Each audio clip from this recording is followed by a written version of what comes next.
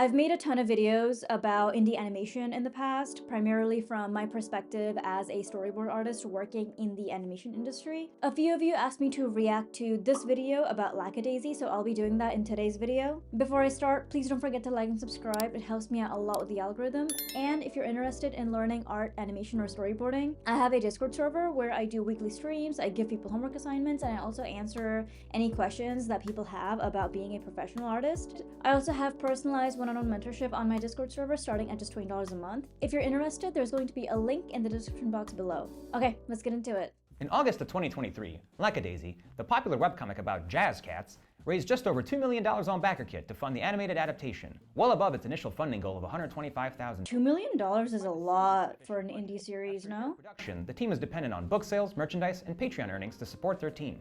So what happened? How does an indie animated production get $2 million in funding and still struggle to produce 5 animated episodes? 5 episodes is still a lot of work. It's almost like half a season nowadays. Purely from a storyboarding point of view, it takes about 6 weeks of full-time work for me to work on just my own little chunk of an episode. So 6 times 5, that's 30. That's almost like half a year of just storyboarding to get 5 episodes in. And that's just storyboarding. It doesn't include writing, designs, compositing. 5 episodes is actually a ton of work, and it takes like hundreds and hundreds of people, at least at a big studio. So with an indie production, I imagine that's still even more challenging. Their side, so why wasn't it enough? Hey, what's up? I'm Gene. You might know me from Hyperboy or Planet Panic.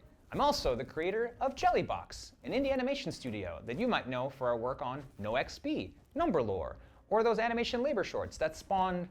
I love those shorts. Oh my god, I saw them around all the time during the Animation Guild's negotiations last year. This is so cool. So much yaoi. I love these shorts. Oh my god. This makes me so happy. You may or may not be aware, but the animation industry isn't really doing too hot. Over the last few years, a combination of corporate mergers, overseas outsourcing, and massive layoffs has led to hundreds of animation workers losing their livelihoods, benefits. This video came out a week ago, but I believe just yesterday, which was March 3rd, 2025, Disney canceled the Tiana series, so I believe there might be a lot of layoffs resulting from that as well. A common response to all of this is just go indie, or indie is the future. And it's really not that simple. While I do hope independent animation grows Thank you. profitable, since I do own an animation studio, this is a far more difficult thing to do than people realize. Why? 'Cause of money! Independent animation is independent because it's free from corporate investment. But then where does the funding come from? Not everyone thinks about this part of Just Go Indie, but it needs to be talked about for indie to have a fighting chance. Based on my experiences on Twixter and the YouTube comment sections, I'm really not well. Oh god, those YouTube comment sections really are the bottom of the barrel. I've gotten some really atrocious comments from people that watch my videos enough to comment on them, but don't watch them long enough to note that everything that they complain about in my comments I've already addressed in the video. I have a lot of empathy here. Television animation makes its money the same way that all broadcast programs make their money: advertising. Kids started flocking to Cartoon Network and other new and emerging kids channels because they liked cartoons, and studios took notice, pitching their network to product-slinging advertisers as an ideal place to market to kids. Thus, the 6 to 11 demographic was born. Yes, this pillar of animation, often cited as the most important demographic of the medium, holds such importance not because of the content of the shows, but because that's the age group that all those toy companies were marketing to, and that's an important distinction. I worked on a Lego show that was for the same demographic. We had so many sets, you guys. So many characters, so many designs, so many assets, so many different locations. As a storyboard artist, it got a little convoluted just keeping track of everything and just making sure that I'm like doing everything right. And then by the time the show came out, I was like, oh, it's to sell toys. That makes sense. The animation we grew up with only got greenlit because they could sell ads and potentially merchandise, but we'll cover that later. However, Mostly merchandise, I feel. models has eroded the television industry, and the high Yeah. animation has made it harder and harder to justify IP productions. So why does animation cost so much? Well, thanks to the Animation Guild, we know exactly the current acceptable wage minimums and how long productions take, so we can roughly estimate how much a 22-minute episode will cost. It's a metaphor or something. For an animation worker living in Los Angeles, current guild rates range anywhere from $1,200 to $3,350 a week, depending on the position. This information is readily available on the Animation Guild website, factoring in pre-production and post-production costs, because remember, animation production is not just the animators. A single 22-minute animated episode can cost anywhere from $575,000 to $1 million, depending on the complexity of the animation style.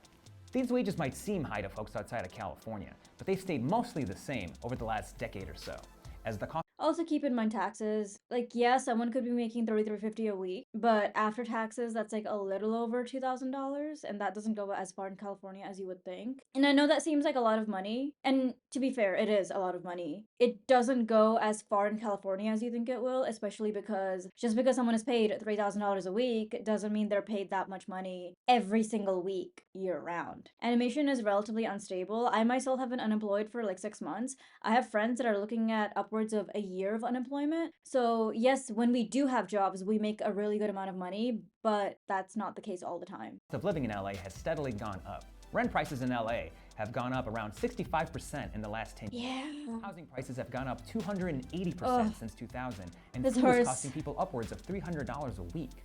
People who have dedicated their lives and careers to the animation industry can now barely afford to keep their lights on, much less put money into savings, buy homes, or start a family, effectively destroying animation as a sustainable career. This is what the Animation Guild has been fighting for all year, and will continue fighting for years to come. Hashtag Stand With Animation. So what does any of this have to do with indie animation? A lot of animation happens outside of LA, outside of the US, where the cost of living is much lower. Also, just because someone lives in an area with a lower cost of living, that doesn't necessarily mean that their wage is in proportion to that cost of living. Vancouver is a little bit cheaper than LA, but workers in Vancouver make literally less than half of what workers in LA make. If you look at countries outside of North America, where animation is often outsourced, like India, Korea, the Philippines, workers make pennies on the dollar compared to what workers in North America make. If you look at a lot of animation hubs, such as the ones in India, like Bangalore and Hyderabad, it looks like the cost of living is really minuscule there, right? Because it just looks so cheap to live there on paper.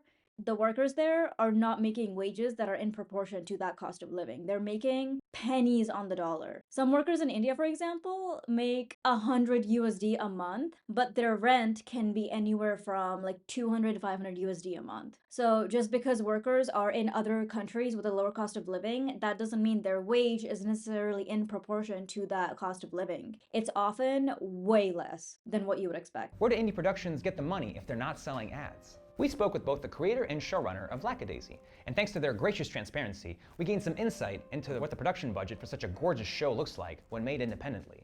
It's so hard to get transparency when it comes to indie animation, so I really do appreciate the creators of Lackadaisy coming out with all this information. It's so important. Lackadaisy leads are paid $1,000 a week for their labor, and animators and artists are paid $800 a week. Factoring in Wow. pre-production, post-production, and animation, You see why going indie is not necessarily a solution? The wages are literally less than half, and most of the times they don't come with benefits. a single episode is estimated to cost no less than $250,000. Oh, Applying this to a wow. 5-episode season, and assuming all kinds of taxes, massive fulfillment costs, Insurance, maybe? Yeah. that $2 million budget gets eaten up. Lackadaisy has been able to generate additional budget from book sales and merchandise, but even this often leads to criticism from parts of the fandom, accusing the producers of being a merch business. And this is simply put, Oh my illogical. What do people think broadcast People will complain no matter what you do. Entertainment is a merch business, plain and simple. And the only difference with indie productions is that the money is going directly to pay the crew, not give a big CEO a giant salary. Independent animation is independent because it's working outside of the studio system, not beholden to the demands of execs and investors, which is a good thing. But it's also without financial backing, which means there's only two routes: crowdfunding or paying out of pocket. Folks still believe YouTube is lucrative, and it's aggressively not. AdSense pays nothing. Even from having millions of followers. I feel this. Oh my gosh. 2.4 million views is so much, and yet 2,500 is hardly enough to pay for 1 month of living expenses depending on where you live. And the algorithm demands you upload as much as possible, which works for cheaper content like video essays, but can't sustain the cost and time investment of animated productions. There's a reason all of my videos are talking head videos like this and not necessarily hand-drawn animation. Now, some indie productions manage to strike gold and gain massive fandoms, and most indie productions never reach a point where merchandising is profitable. Between cable, streaming, and YouTube, animation fans have gotten used to getting their content for free. But there is another way. The closest sustainable model that I can think of is indie games. There's a lot of problems with that market too, mostly oversaturation. But there's a pay-to-play aspect that provides steady income for publishers and developers. Prominent independent platforms like Try Guys, Nebula, Watcher, and Dropout are streaming services that are looking to eliminate the fickle middleman of the YouTube ad revenue system. They ask the fans to pay for their hard work. So why can't we do the same for animation? Support new projects when you see them.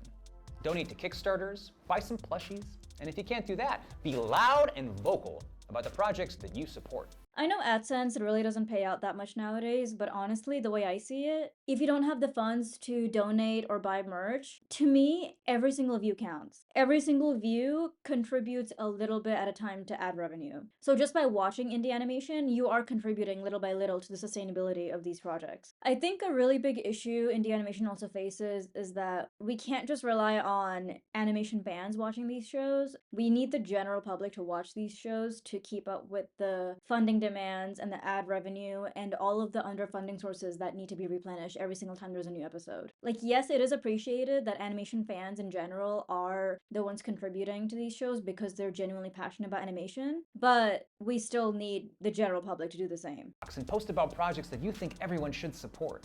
Sharing and spreading the word costs nothing, but it means everything. Thank you so much. That's a really good point. We don't have a sponsor for this video, so if you learn anything from this and want to support us, consider donating to our Patreon or Ko-fi. Also, if you're an indie creator or studio and you're interested in running your crowdfunding campaign, we can help you. Send us an email at merch@jellybox.studio.